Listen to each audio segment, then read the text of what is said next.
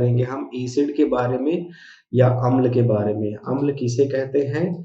Generally अम्ल की जो विशेषता होती है वो ये होती है कि अगर हम इसको जल में घोलते हैं या जल में मिलाए जाते हैं तो फिर जल में मिलने के बाद दे फर्निश हाइड्रोजन आयंस, या फिर कह सकते हैं कि जब इनका जल में घुलना होता है तो ये H प्लस आयन क्या करते हैं, छोड़ते हैं, या कहना चाहिए फर्निश करते हैं, निकालते हैं। ठीक है, ध्यान रखना H प्लस आयन जो देगा वही अम्ल कहलाएगा। उदाहरण के लिए देख लेते हैं यहाँ पर क्या है। उदाहरण में HCl है। HCl को हम हाइड्रोक्लोरिक एसिड कहते हैं, और जब इसको एक्वस सोल्यूशन में डाला जाता है तो वहां पर H प्लस और Cl माइनस में यह टूट जाता है, तो H प्लस आयन निकल कर आया। इसका मतलब HCl क्या है? एक एसिड है या अम्ल है। अम्लों की कुछ विशेषताएं होती हैं या कुछ कैरेक्टरिस्टिक्स होते हैं। उन खूबियों को या उन लक्षणों को देखें तो जैसे जैसे कोई चीज खाते हैं तो खट्टा लगता है। ठीक है, जैसे नींबू खा लिया खट्टा है, आम खा लिया खट्टा लगता है, बेर खा लिया खट्टा लगता है, मौसम्बी खट्टा लगता है, अंगूर खट्टा लगता है, कभी कभी संतरा, गुआवा, ये सभी खट्टे लगते हैं। ठीक है, वहीं कुछ और चीजों को हम कहते हैं कि जैसे कड़वा लगना। जैसे नीम खाते हैं, नीम की पत्तियां खाओ, कड़वा लगते हैं। कुछ दवाइयां कड़वी लगती हैं, है ना। तो कड़वा लगने का साइन क्या होता है कि उसमें क्षार है, बेस है। खट्टा लगने का साइन क्या होता है? उसमें एसिड है, उसमें अम्ल होता है। तो इन्हीं कैरेक्टरिस्टिक्स के बेसिस पर देखते हैं। सबसे पहला आता है सॉर इन टेस्ट, मतलब स्वाद में खट्टा होता है, अम्ल। ठीक है, लिटमस टेस्ट का नाम सुना होगा आपने। लिटमस सॉल्यूशन टेस्ट होता है, एक लिटमस पेपर टेस्ट कहते हैं उसको। तो जब लिटमस टेस्ट कराया जाता है अम्लों का तो यह नीले लिटमस पेपर को लाल में परिवर्तित कर देता है, अर्थात नीला को यह लाल में परिवर्तित कर देता है लिटमस टेस्ट में, ध्यान रखना। दूसरी विशेषता क्या है? They can produce hydrogen gas on reaction with metals. धातुओं के साथ रिएक्शन करने पर ये हाइड्रोजन गैस रिलीज करते हैं। भाई ले लो, HCl है, HCl को हमने सोडियम के साथ रिएक्शन करा दिया। सोडियम क्या धातु है ना, रिएक्शन करा दोगे क्या मिल जाएगा हमें? रिएक्शन कराने पर NaCl प्लस H मिला, हाइड्रोजन गैस रिलीज हुआ कि नहीं हुआ? हुआ। ठीक है, उसके बाद जब कभी भी पानी में इनको मिलाया जाएगा तो H प्लस आयन जनरेट होंगे या फिर रिड्यूस होंगे, निकलेंगे। और विशेषताओं की बात करते हैं तो एसिड के पास क्षमता होती है H प्लस आयन डोनेट करने की। ठीक है, अच्छा एक चीज और है, वो ये है कि जैसे हमने इसमें आपको बताया कि दे डिसोसिएट इन वाटर, है ना, गिव हाइड्रोजन प्लस आयन। ये स्टेटमेंट किसका है? एक वैज्ञानिक थे जिनका नाम था आर्हेनियस। आर्हेनियस ने कहा था कि जब कभी किसी अम्ल को पानी में मिलाओगे तो H प्लस आयन निकल कर आएगा। ये आर्हेनियस का कहना है, मेरा नहीं। ठीक है, याद रखना, आर्हेनियस का एसिड की परिभाषा है। दूसरा, they can donate H plus ion. ठीक है, ये H प्लस आयन का दान कर सकते हैं, और ये मैं नहीं कहता, ये ब्रॉन्स्टेड महोदय कहते हैं। कौन कहते हैं? Bronsted and Lowry. Bronsted and Lowry ने कहा था कि जब कभी भी एसिड को लाएंगे तो acid H plus ion donate कर सकता है। एसिड या अम्ल इलेक्ट्रॉन के पेयर को एक्सेप्ट कर सकते हैं। और ये किसने कहा था? ये कहा था लुईस बाबा ने। बचपन में लुईस एसिड लुईस बेस पढ़ा है ना, तो लुईस ने कहा था कि जो मटेरियल या जो कंपाउंड इलेक्ट्रॉन पेयर को एक्सेप्ट कर सके वही एसिड कहलाएगा। ठीक है ना। चलिए, एसिड या अम्लों की विशेषता होती है कि ये क्या कर सकते हैं, एक्वस सॉल्यूशन में विद्युत के सुचालक के रूप में कार्य करते हैं, मतलब दे कैन कंडक्ट इलेक्ट्रिसिटी। इनका जो पीएच मान होता है वह 7 से हमेशा नीचे होता है। एक्चुअली में जो पीएच स्केल है ना, पीएच स्केल ये 0 से लेकर कहां तक होता है, 14 तक होता है बच्चों, ये ध्यान रखना। बीच में होता है 7। 7 क्या होता है, न्यूट्रल, मतलब उदासीन। 7 से नीचे जाते हैं तो अम्ल मिलते हैं, 7 से ऊपर जाते हैं तो क्षार मिलते हैं। ये होता है पीएच स्केल। तो अम्ल क्या है, 7 से नीचे हमेशा में रहेंगे, बिल्कुल रहेंगे। जब कभी भी एसिड का रिएक्शन किसी बेस के साथ कराया जाता है, अर्थात अम्ल और क्षार दोनों का रिएक्शन होगा। उदाहरण के लिए HCl को ले लिया हमने, सोडियम हाइड्रोक्साइड एक क्या है, बेस है, तो ये क्या हो गया, अम्ल, ये क्या हो गया, क्षार। दोनों का रिएक्शन करा दो तो क्या मिलेगा, दोनों का रिएक्शन कराएंगे तो ये सोडियम जाकर जुड़ जाएगा इस क्लोरीन से, और ये हाइड्रोजन जाकर जुड़ जाएगा इस OH से, तो हमें रिजल्ट क्या मिल जाएगा, NaCl प्लस वाटर। ठीक है, मिल गया ना। तो ये क्या मिला हमें, लवण मिल गया, नमक, सॉल्ट। और ये क्या मिल गया हमें, पानी, जल। ये रिएक्शन पता है क्या कहलाता है, ये रिएक्शन कहलाता है उदासीनीकरण की अभिक्रिया। उदासीनीकरण की अभिक्रिया कहलाता है।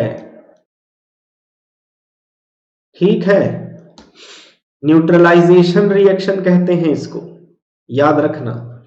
चलो अब बात आती है कुछ एग्जाम्पल्स की। तो अम्लों के कुछ उदाहरण देख लीजिए, अक्सर सवाल उठाए जाते हैं कि कौन सा एसिड किस में पाया जाता है। पहला हाइड्रोक्लोरिक एसिड किस में होता है, गैस्ट्रिक जूस, इसको हम जठर रस कहते हैं। ठीक है, जठर रस कहाँ होता है, हमारे जठर में। जठर क्या है, पेट है ना, स्टमक। ठीक है, तो गैस्ट्रिक जूस ये जठर रस में होता है HCl, और इसका काम क्या होता है, जीवाणुओं को नष्ट करना।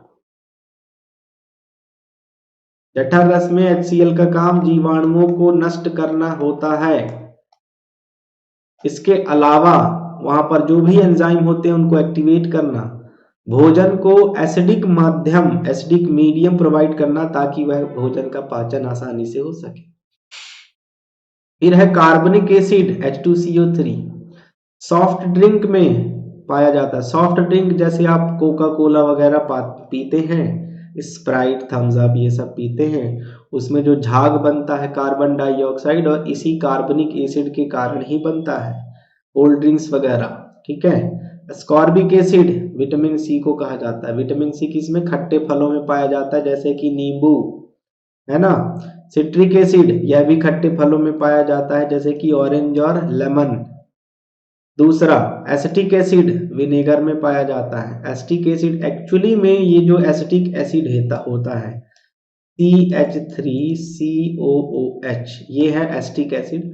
अगर इसको हम 5% बाई वॉल्यूम में, 5% बाई वॉल्यूम वाटर के साथ मिक्स करते हैं और उसका फर्मेंटेशन कराते हैं, किण्वन कराते हैं, तो हमें जो प्राप्त होता है वो विनेगर ही होता है। विनेगर का उपयोग ज्यादातर फास्ट फूड खाने वाले जानते होंगे, जो लोग चाइनीज वगैरह खाते हैं, है ना, उसमें यूज होता है, मिठाइयां बनाने में विनेगर का यूज होता है। टैनिक एसिड, टैनिक एसिड क्या है, टैनिक एसिड चाय में पाया जाता है। नाइट्रिक एसिड लेबोरेटरीज में यूज होता है, और सल्फ्यूरिक एसिड भी लेबोरेटरी में यूज होता है। इन दोनों का अलग महत्व है, इनको भी समझेंगे आगे। चलिए आगे बढ़ते हैं। अब बारी आती है स्ट्रॉन्ग एंड वीक एसिड्स की, है ना। एसिड को, अम्ल को 2 हिस्सों में बांटा जाता है, प्रबल अम्ल और दुर्बल अम्ल। प्रबल अम्ल की क्या खास बात है, प्रबल अम्ल उन अम्लों को कहा जाता है जो पानी में मिलाए जाने पर पूरी तरह से डिसोसिएट हो जाते हैं, पूरी तरह से घुल जाते हैं, उनमें 1 भी % इंसॉल्युबिलिटी नहीं पाई जाती। They dissociate completely when dissolve in water, पानी में मिलाए जाने पर पूर्ण रूपेण क्या हो जाते हैं, घुल जाते हैं, उनका डिसोसिएशन हो जाता है। उदाहरण के लिए HNO3 है, ठीक है, नाइट्रिक एसिड, यह जब पानी में मिलाया गया तो H प्लस और NO3 माइनस में कन्वर्ट हो गया, मीन्स यह एक स्ट्रॉन्ग एसिड हुआ, ठीक है ना। जनरली केमिस्ट्री में हम 7 प्रकार के स्ट्रॉन्ग एसिड्स के बारे में पढ़ते हैं, ठीक है, केवल 7 ही हैं जो स्ट्रॉन्ग एसिड कहलाते हैं, जैसे HCl hydrochloric acid, HBr hydrobromic acid, HI hydro iodic acid, HClO perchloric acid, HClO3 chloric acid, H2SO4 sulphuric acid and HNO3 nitric acid, ठीक है, याद रखना 7 होते हैं स्ट्रॉन्ग एसिड। वीक एसिड की बात कर लो। वीक एसिड मतलब स्ट्रॉन्ग एसिड या प्रबल अम्ल वो थे जो पूरी तरह से डिसोसिएट हो जा रहे थे, तो दुर्बल अम्ल क्या होंगे, इनमें डिसोसिएशन की क्षमता कम होगी, मतलब जब कभी भी पानी में डिसॉल्व किया जाएगा इनको तो ये कंप्लीटली डिसोसिएट नहीं होते, ठीक है, पूर्ण रूपेण इनका डिसोसिएशन नहीं होता, इंस्टेड दे डिसोसिएट पार्शियली, आंशिक रूप से इनका डिसोसिएशन या विघटन होता है, ठीक है। सो पार्शियली ये डिसोसिएट होते हैं, याद रखना। जितने भी प्रकार के ऑर्गेनिक एसिड कार्बनिक अम्ल हैं, जैसे एसिटिक एसिड और दूसरे, और कुछ इनऑर्गेनिक एसिड जैसे HF क्या है, हाइड्रोफ्लोरिक एसिड कहलाता है। तो HF में जैसे इसको हमने मिलाया, डबल एरो से इसको डिनोट किया, H प्लस और F माइनस में कन्वर्ट तो हुआ लेकिन पूरी तरह नहीं हुआ, इसीलिए इसको डबल एरो से डिनोट किया जाता है, ये ध्यान रखिएगा। चलिए कुछ टाइप्स ऑफ एसिड्स में देख लेते हैं, ऑर्गेनिक एसिड्स की बात हो रही है तो ऑर्गेनिक एसिड्स कार्बनिक एसिड के बारे में बात करते हैं। कार्बनिक एसिड क्या है, इनको दुर्बल अम्ल की कैटेगरी में रखा जाता है और ये पूरी तरह से डिसोसिएशन विघटन नहीं होता। सबसे पहले इसमें आता है formic acid, HCOOH, formic acid को इस कार्बोक्सिल ग्रुप का सिंपलेस्ट या साधारणतम सदस्य माना जाता है। फॉर्मिक एसिड किसमें पाया जाता है, कुछ चींटियों में, ठीक है, तो ये लाल चींटियां होती हैं तो चींटियों में पाए जाते हैं। फॉर्मिक एसिड जो वैस्प होता है, मधुमक्खी या वैस्प होते हैं उनके डंक में, बिच्छू स्कॉर्पियन, ठीक है, चींटी, मधुमक्खी और बिच्छू, इनके डंक में पाया जाता है फॉर्मिक एसिड। जब ये डंक मारते हैं तो वहां पर आप देखते होंगे कि एक लिक्विड जैसा है, कुछ देर बाद आप देखते होंगे तो वहां पर फफोले पड़ जाते हैं, पानी जैसा भर जाता है, ये फॉर्मिक एसिड के कारण ही होता है, आगे बात करेंगे। दूसरा है एसिटिक एसिड। एसिटिक एसिड क्या है, ये इसकी फॉर्मूला होता है CH3COH, इसको हम इथेनॉइक एसिड भी कहते हैं और यह कार्बोक्सिल ग्रुप का मोस्ट इंपॉर्टेंट अम्ल है।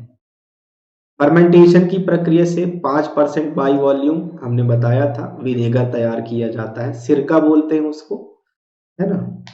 एसिटिक एसिड के बाद है सिट्रिक एसिड। तो सिट्रिक एसिड क्या है, यह भी एक दुर्बल कार्बनिक अम्ल कहलाता है। सिट्रस फ्रूट मतलब खट्टे फलों में पाया जाता है, खट्टे फलों में, और इसका उपयोग ज्यादातर क्या है, परिरक्षक के रूप में या प्रिजर्वेटिव, प्राकृतिक प्रिजर्वेटिव है ना, नेचुरल प्रिजर्वेटिव कहलाता है, याद रखना। एस्कॉर्बिक एसिड को हम विटामिन सी के नाम से भी जानते हैं और यह प्राकृतिक रूप से पाया जाता है खट्टे फलों में। इनके अलावा टमाटर में, आलू में भी पाया जाता है और कुछ हरी पत्तेदार जो सब्जियां होती हैं उनमें भी यह पाया जाता है, ठीक है। अब विटामिन सी जो है वह हमारे हड्डियों के लिए, हमारी मांसपेशियों के लिए और साथ ही साथ हमारे जो रक्त कोशिकाएं होती हैं, है ना, उनके लिए भी बहुत महत्वपूर्ण होता है विटामिन सी। टार्टरिक एसिड की बात कर लो तो टार्टरिक एसिड किस में पाया जाएगा बच्चों? टार्टरिक एसिड बहुत सारे फ्रूट्स में पाया जाता है, जैसे कि अंगूर, बनाना, टमरिंड और कुछ खट्टे फल। यहां पर सबसे इंपॉर्टेंट है टमरिंड या इमली। इमली में सर्वाधिक पाया जाने वाला जो अम्ल है वह है टार्टरिक एसिड, कई बार पूछा गया है। ग्लूटामिक एसिड की बात कर रहे हैं तो ग्लूटामिक एसिड एक अल्फा अमीनो एसिड होता है, और अमीनो एसिड क्या करते हैं? अमीनो एसिड मिलकर प्रोटीन का निर्माण करते हैं, है ना। Building blocks of proteins are called as amino acids. तो प्रोटीन सिंथेसिस या प्रोटीन के संश्लेषण में ग्लूटामिक एसिड का बहुत बड़ा योगदान होता है, ये बात ध्यान। फिर उसके बाद ऑक्जेलिक एसिड है। ऑक्जेलिक एसिड का जो मुख्य स्रोत होता है वह है टमाटर। टमाटर में सर्वाधिक पाया जाता है ऑक्जेलिक एसिड। एक्चुअली में टमाटर के साथ जो खेल है वो अलग टाइप का रहता है। जब कच्चा होता है तो उसमें अस्कॉर्बिक एसिड पाया जाता है। धीरे धीरे धीरे धीरे अस्कॉर्बिक एसिड, जैसे टमाटर पकता जाता है तो अस्कॉर्बिक एसिड जो है वह कन्वर्ट होता जाता है ऑक्जेलिक एसिड में। तो इस प्रकार अंत में जाकर टमाटर में क्या पाया जाता है? Oxalic acid. ऑक्जेलिक एसिड का उपयोग ज्यादातर किसमें किया जाता है? कपड़ों से दाग मिटाने के लिए भी इसका यूज करते हैं, ठीक है। Lactic acid. लैक्टिक एसिड किसमें पाया जाता है? मोनोहाइड्रोक्सी के रूप में यह दूध में होता है। दूध में जो खट्टापन लगता है वह लैक्टिक एसिड के कारण ही होता है। एक्चुअली में दूध से दही का बनना भी लैक्टिक एसिड के कारण होता है। जब कभी भी हम बहुत तेज वर्कआउट कर लेते हैं, एक्सरसाइज वगैरह करते हैं या बहुत मेहनत का काम कर लेते हैं तो हमारे शरीर में जो लैक्टिक एसिड है इसका निर्माण अधिक होने लगता है, और यह हमारी मांसपेशियों में दर्द का कारण बनता है। तो जब कभी भी आप ज्यादा काम कर लें और आपके शरीर में दर्द का एहसास हो तो समझ जाइएगा कि वहां पर लैक्टिक एसिड जो है मांसपेशियों में आकर जम गया है, ठीक है। इनऑर्गेनिक एसिड या अकार्बनिक अम्ल में सबसे पहला अम्ल है HCl। HCl के बहुत सारे कार्य, multi talented multi purpose acid है ये। क्लोराइड बनाने में इस्तेमाल होता है, रबर इंडस्ट्री में यूज किया जाता है, उर्वरक बनाने में होता है, कपड़ा उद्योग में, डाई बनाने में, और साथ ही साथ जितने भी धातु हैं उनकी रिफाइनिंग करने में इस्तेमाल होता है HCl का। HNO3 की बात करें, नाइट्रिक एसिड है। नाइट्रिक एसिड बहुत इंपॉर्टेंट, क्यों?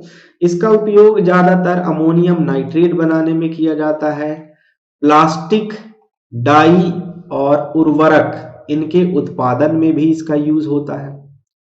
साथ ही HNO3 का उपयोग एक ऑक्सीडाइजर या ऑक्सीकारक के रूप में जितने भी लिक्विड फ्यूल्ड रॉकेट होते हैं, मतलब ऐसे रॉकेट जिनमें तरल ईंधन का उपयोग होता है, उसमें ऑक्सीकारक के रूप में HNO3 यूज होता है। इसके अलावा HNO3 अगर शुद्धतम रूप में है तो शरीर से मस्सा वगैरह या वाट को निकालने के लिए भी यूज किया जाता है। इसके अलावा HNO3 का उपयोग TNT या TNT जैसे एक्सप्लोजिव विस्फोटकों का निर्माण करने में भी होता है। यहाँ पर एक इंपॉर्टेंट नोट है। नोट ये है कि जो अम्लराज है ना, अम्लराज, इसको एक्वारेजिया के नाम से भी जाना जाता है। कई बार पूछा गया है एग्जाम में कि एक्वारेजिया क्या है। याद रखना, यहाँ पर HNO3 और HCl, ठीक है, इन दोनों का मिक्सचर होता है। So mixture of HNO3 and HCl is called as aqua regia, अम्लराज कहते हैं, ध्यान रखना। सल्फ्यूरिक एसिड है। सल्फ्यूरिक एसिड को कैसे आप डिफाइन करेंगे? सल्फ्यूरिक एसिड को हमने आपको बताया होगा, और नहीं बताया तो इस याद रखना। सल्फ्यूरिक एसिड को केमिकल किंग कहते हैं। क्या कहते हैं? रसायनों का राजा।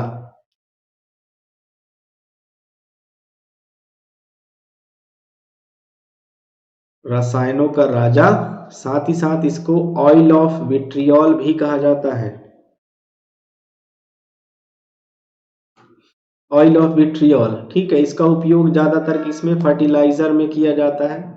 इसके अलावा इसका उपयोग सबसे अधिक देखा जाए तो HCl के निर्माण में, नाइट्रिक एसिड के निर्माण में, सिंथेटिक डिटर्जेंट, ठीक है, साबुन वगैरह बनाने में, डाई, विस्फोटक और दवाइयां बनाने में इसका यूज होता है। सल्फ्यूरिक एसिड की एक बहुत ही अहम बात यह है कि जब कभी भी वातावरण में इसकी जो उपस्थिति है वह अधिक हो जाती है तो पानी के साथ रिएक्शन करके एसिड रेन, अम्ल वर्षा के लिए भी रिस्पॉन्सिबल होता है। ठीक है,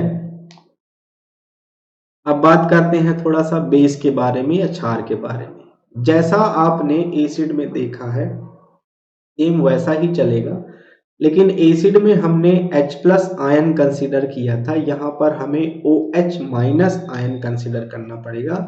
मतलब वहां पर हाइड्रोजन आयन था, यहाँ पर क्या मिल जाएगा, हाइड्रोक्साइड आयन।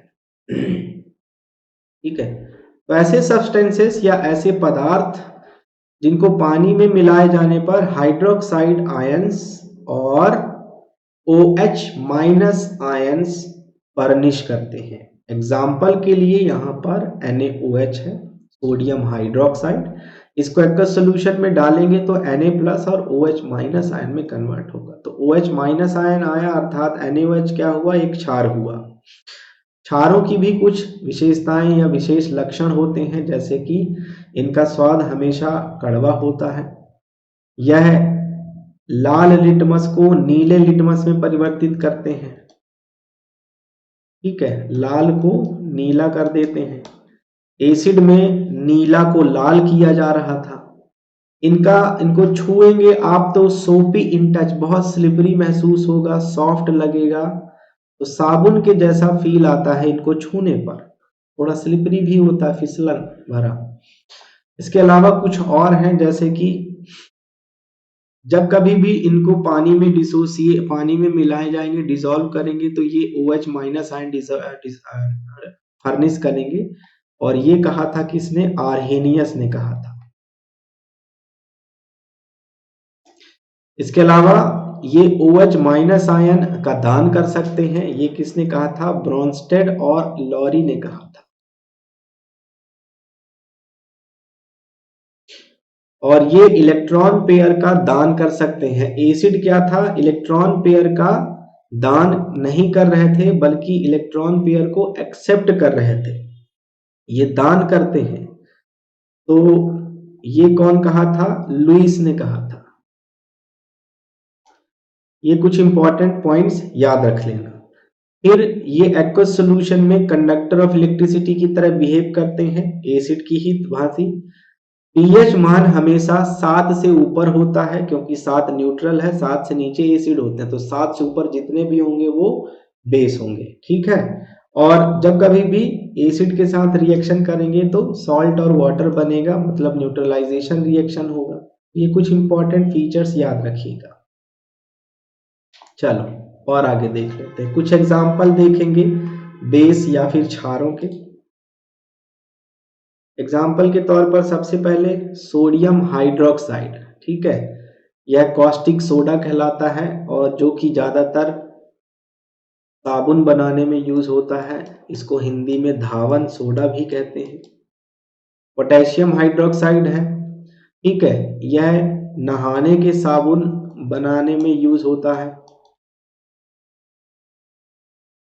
नहाने का साबुन बनाने में यूज होता है। Calcium hydroxide CaOH whole twice, lime water, ठीक है, व्हाइट वॉश या पेंटिंग करने में यूज होता है। Magnesium hydroxide MgOH whole twice, इसको मिल्क ऑफ मैग्नीशिया या मैग्नीशिया का दूध कहते हैं। और मिल्क ऑफ मैग्नीशिया जनरली अम्लीयता के बढ़ जाने पर यूज होता है, तो अम्लीयता को कम करता है, एसिडिटी कंट्रोल करता है। फिर दूसरा है अमोनियम हाइड्रोक्साइड। अमोनियम हाइड्रोक्साइड का मतलब क्या हुआ, इसका इस्तेमाल ज्यादातर हेयर डाई बनाने में किया जाता है। ठीक है, गोदरेज का हेयर डाई देखा होगा आपने, काटो घोलो और लगा लो, सेम वैसा ही। चलिए अब बात करेंगे प्रबल क्षार और दुर्बल क्षार के बारे में। प्रबल क्षार थोड़ा सा एसिड वाला कंसेप्ट याद कर लीजिए, बहुत आसान हो जाएगा। प्रबल क्षार हम उन क्षारों को कहेंगे जो कि पानी में मिलाए जाने पर पूर्ण रूपेण उनका विघटन हो जाता है, means they completely dissociate in water. Example, यहाँ पर आपके पास पोटेशियम हाइड्रोक्साइड है, इसको एक्वस सॉल्यूशन में मिलाया हमने तो किसमें टूट गया, K प्लस और OH माइनस में, अर्थात ये क्या है, ये प्रबल क्षार है, स्ट्रॉन्ग बेस है। जनरली हमारे केमिस्ट्री में या फिर केमिस्ट्री में हम 8 तरह के स्ट्रॉन्ग बेसिस के बारे में पढ़ते हैं। सबको याद रखने की जरूरत नहीं है, बस इतना याद रखिए, पीरियोडिक टेबल में जो हमने ग्रुप 1 और 2 पढ़ा था, मतलब जो अल्कली मेटल होते हैं, अल्कली मेटल और अल्कलाइन अर्थ मेटल, मतलब ग्रुप 1 और 2, इसमें जितने भी मेटल होंगे, जितने भी धातु होंगे, उन धातुओं से बनने वाले सारे के सारे हाइड्रोक्साइड क्या होंगे, स्ट्रॉन्ग बेस की कैटेगरी में आते हैं। ठीक है, याद रखना। कुछ एग्जांपल्स है यहाँ पर, जैसे कि lithium hydroxide, lithium hydroxide, sodium hydroxide and potassium hydroxide. ठीक, चलो वीक बेस की बात कर लो भाई। दुर्बल क्षार क्या होते हैं? दुर्बल क्षार मतलब ऐसे क्षार जो कि पानी में मिलाए जाने पर OH माइनस आयन फर्निश नहीं करते, ठीक है, या फिर अगर करते हैं तो कंप्लीटली फर्निश नहीं करते। यहां पर हम बात कर रहे हैं अमोनिया की। अमोनिया एक दुर्बल क्षार है, क्योंकि इसमें तो ना तो कोई हाइड्रोक्साइड आयन होता है ना कुछ। तो जब कभी भी पानी के साथ अमोनिया का रिएक्शन होता है तो सबसे पहले हमें क्या मिलता है, अमोनियम हाइड्रोक्साइड, और फिर अमोनियम हाइड्रोक्साइड को एक्वस सॉल्यूशन में रखेंगे हम तो फिर वह NH4 प्लस और OH माइनस आयन देगा। तो यहां पर जो वीक बेस हुआ वह कौन हुआ, NH3 हुआ। ठीक है, ये याद रखिएगा। अब वीक बेस क्या होते हैं, कुछ एग्जांपल्स देख लेते हैं। जैसे NH4OH, ammonium hydroxide, cupric hydroxide, chromium hydroxide और जिंक हाइड्रोक्साइड, ये उदाहरण है दुर्बल क्षार के। याद रखना, एग्जाम में यहीं से क्वेश्चन उठाएगा, क्वेश्चन पूछेगा निम्नलिखित में से कौन सा दुर्बल क्षार है अथवा नहीं है, और ये उदाहरण याद रखेंगे तो आपसे क्वेश्चन बन जाएगा। चलिए, अम्ल और क्षार में अंतर कैसे आप पता लगाएंगे? अम्ल और क्षार में पता लगाने का सबसे अच्छा तरीका है इंडिकेटिंग टेस्ट। ठीक है, क्या कहते हैं, इंडिकेटिंग टेस्ट कहते हैं। जैसे लिटमस टेस्ट हो गया, फिनोप्थलीन टेस्ट हो गया और मिथाइल ऑरेंज टेस्ट। ये तीनों बहुत महत्वपूर्ण है, ये एग्जाम में पूछा जाता है। तो स्वाद अम्ल का खट्टा होता है, क्षार का कड़वा होता है, कोई डाउट नहीं।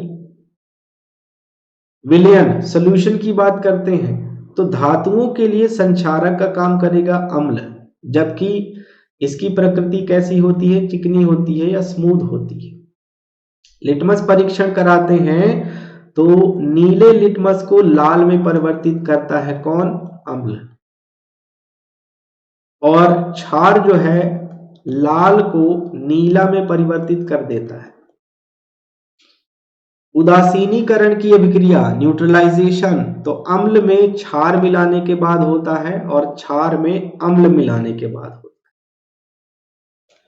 ठीक है, फिनोप्थलीन परीक्षण, फिनोप्थलीन टेस्ट, अम्ल के केस में कलरलेस या रंगहीन रिजल्ट आता है, जबकि क्षार में गुलाबी रंग देता है।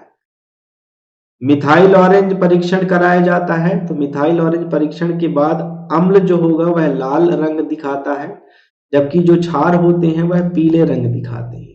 तो ये कुछ इंपॉर्टेंट चीजें हैं, इनको याद रखना है आपको, एग्जाम में पूछा जाता है यहाँ से। चलिए आगे बात करते हैं। पीएच स्केल के बारे में बात कर लेते हैं। पीएच जो है इसका मतलब क्या है? पीएच को जनरली पावर ऑफ हाइड्रोजन कहा जाता है। क्या कहते हैं? पावर ऑफ हाइड्रोजन, या इसी को एक और नाम से जाना जाता है हाइड्रोजन आयन की सांद्रता। ठीक है, हाइड्रोजन आयन कॉन्सेंट्रेशन ये कहलाता है।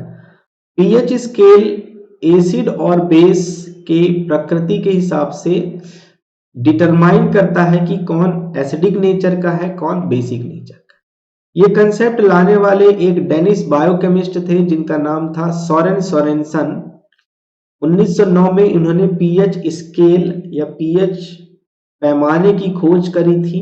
ध्यान रखना, पीएच स्केल में 0 से लेकर 14 तक का डिजिट होता है। इस चित्र में आप देख पा रहे होंगे कि 1 से लेकर 14 तक यहां दिखाया गया है। ठीक है, हालांकि यहां एक और होता है 0, इस तरह से। तो 0 से 14 तक 7 आपको दिख रहा है, यहां पर 7 है और ये उदासीन है। नीचे जाएंगे हम तो क्या मिलेगा? एसिड, अम्ल मिलेगा। ऊपर जाएंगे तो क्या मिलेगा? क्षार मिलेगा। अब आपने सोचा होगा कि यार पीएच में तो अम्ल और क्षार पता चल रहा है, लेकिन सर ने तो वीक एसिड बताया, वीक बेस बताया, स्ट्रॉन्ग एसिड बताया, स्ट्रॉन्ग बेस बताया, वो कैसे? याद रखना, वो भी बता देते हैं। जब आप 0 से 3.5 तक जाएंगे, 3.5 तक, तो ये होता है प्रबल अम्ल। जब आप 3.5 से 7 के बीच में जाते हैं तो ये होते हैं दुर्बल अम्ल। मतलब ऐसे पदार्थ जिनका पीएच मान 0 से 3.5 के बीच में होता है उनको हम प्रबल अम्ल कहते हैं, और जिनका पीएच 3.5 से 7 के बीच में होता है उनको हम दुर्बल अम्ल कहते हैं। एग्जाम्पल देख लो यहां पर। Example, gastric acid, lemon juice, Apple juice, ये सब किसमें है? स्ट्रॉन्ग में। फिर tomato juice, black coffee and milk, ये किसमें है? वीक में। ध्यान रहेगा। प्योर वाटर, शुद्धतम, शुद्ध पानी, शुद्ध जल न्यूट्रल होता है, ना एसिड ना बेसिक। और शुद्ध जल कौन सा होता है बच्चों? वर्षा का जल। यह एकदम न्यूट्रल होता है। इनफैक्ट वर्षा का पानी अगर कहीं हो गया है ना, तो वर्षा के पानी में इलेक्ट्रिसिटी का भी कंडक्शन नहीं होता है, वो तो पानी में बहुत सारी इंप्यूरिटी मिल जाती है, तो बिजली का झटका लगता है पानी में, है ना। शुद्ध जल में बिजली भी नहीं दौड़ती, ये याद रखना। चलिए आगे बात करते हैं। तो नेक्स्ट है हमारे पास, जब आप 8 से लेकर 10.5 तक पहुंचते हैं तो यहां पर क्या है? यहां पर हमको मिलता है दुर्बल क्षार, और 10.5 से 14 तक पहुंचते हैं तो यहां पर मिलते हैं हमको प्रबल क्षार। क्लियर? ये याद रखिएगा। अब एग्जाम्पल देख लीजिए। तो अंडा है, यहां पर अंडा है, बेकिंग सोडा है, हैंड सोप है, ये सब क्या है? Weak base. जबकि ammonia solution, bleach solution, concentrated solution of alkalis, alkalis कौन? ग्रुप 1 और 2। ठीक है, स्ट्रॉन्ग बेसिस होते हैं, ये किस में आ जाएंगे? स्ट्रॉन्ग बेस, प्रबल क्षार। आ गई बात सबको समझ में? कुछ एग्जाम्पल देख लीजिए। यहाँ पर कुछ एग्जाम्पल है, जैसे कि जो पीएच स्केल है 0 से 14 के बीच में होता है, 7 न्यूट्रल होता है, 7 से नीचे एसिडिक, 7 से ऊपर बेसिक। ठीक। HCl 4%, 0 पीएच मान। गैस्ट्रिक एसिड 1 होता है। लेमन जूस का 2, विनेगर सिरके का 3, ऑरेंज का 3.5, सोडा ग्रेप्स का 4, खट्टे दूध का 4.5, फ्रेश मिल्क का 5.6। ठीक है। और ह्यूमन सलाइवा मतलब मनुष्य का जो लार होता है वह 6.8। याद रखना, कभी पूछ लेगा ह्यूमन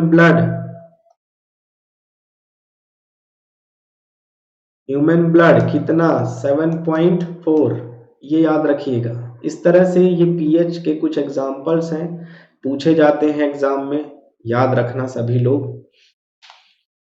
अब थोड़ी सी बात कर लेते हैं सॉल्ट के बारे में। लवण क्या है? लवण ऐसे पदार्थ होते हैं जो अपने आप में क्या होते हैं, न्यूट्रल या फिर उदासीन। ठीक है, उदासीन। तो लवण एक तटस्थ पदार्थ है जिसका जलीय घोल लिटमस को प्रभावित नहीं करता, मतलब ये अपने आप में न्यूट्रल या उदासीन कहलाते हैं। लवण एक आयनिक कंपाउंड होता है या आयनिक यौगिक होता है जो अम्ल और क्षार की उदासीनी प्रतिक्रिया के या अभिक्रिया के फलस्वरूप बनता है। हमने आपको बताया था कि जब कभी भी कोई एसिड किसी बेस के साथ रिएक्शन करेगा तो वहां पर लवण का निर्माण होता है, NaCl और वाटर। ठीक है ना।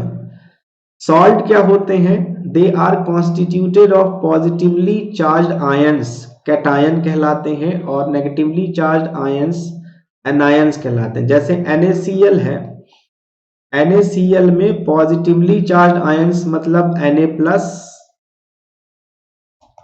ये हो गया कैटायन, और Cl- ये हो गया एनायन। ठीक है, ये होते हैं, पाए जाते हैं सभी प्रकार के लवण में। ये जो आयन होते हैं रिलेटिव अमाउंट या सापेक्ष मात्रा में होते हैं, और साथ ही साथ यही दोनों मिलकर क्या करते हैं कि लवण की जो आयनिक आइडेंटिटी होती है उसको न्यूट्रल बनाती है। ये लवण के बारे में ध्यान रखना। ठीक है, तो इस तरह से आज का ये सेशन यहीं पर पूरा होता है। मिलते हैं अगले टॉपिक के साथ। Stay safe, take care, thank you so much.